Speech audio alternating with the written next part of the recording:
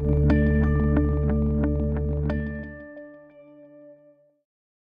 Ashley Redmond from Morningstar.ca, and I'm here with Bruce Campbell, Portfolio Manager at Redwood Asset Management. Bruce, thanks so much for joining me. Oh, glad to be here.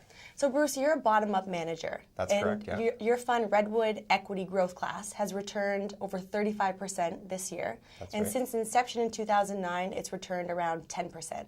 So take us through your process for stock picking and some of your holdings in this fund.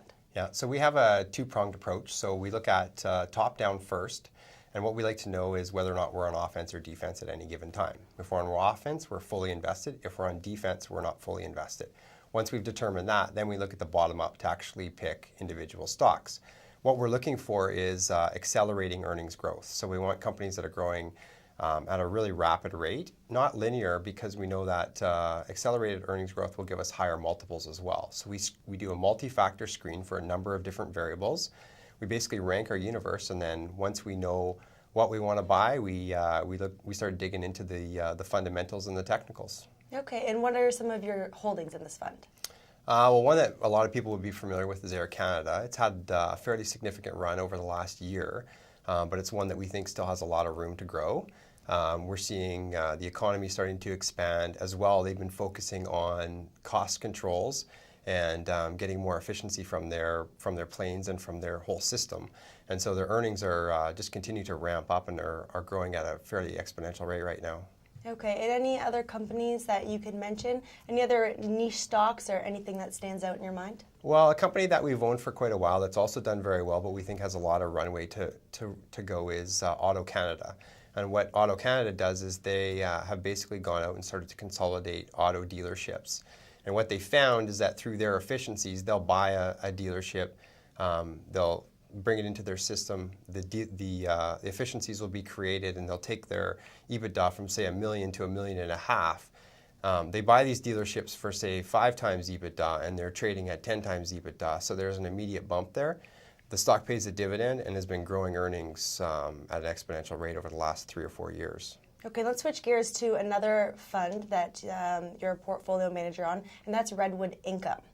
So I believe it hasn't performed as well as the equity growth class, but maybe some of the challenges you faced this year with that fund and some of the holdings. Well, we don't look at it so much from a challenge perspective. We look at it more from what investors were favoring and what they were looking for. So the first half of that year, that fund performed really well in 2013.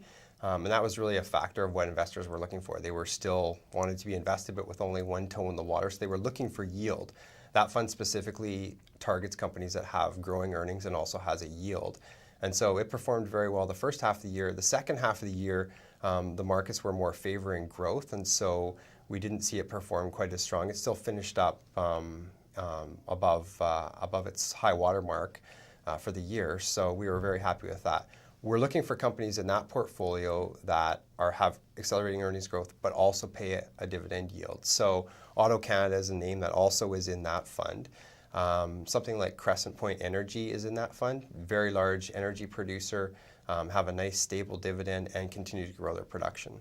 That's great. And any other little niche stocks or anything that's worth mentioning in that fund? Well, as we see the recovery in the U.S., especially in the housing sector, a company called Western Forest Products is a company that we own. They pay a nice dividend. It's around 4.5%, and they basically produce logs and lumber.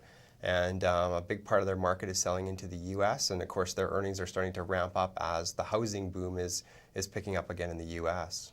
Thanks so much, Bruce. Well, thank you. To check out Redwood's funds, just use the Fund Stock Search tool at the top of the page.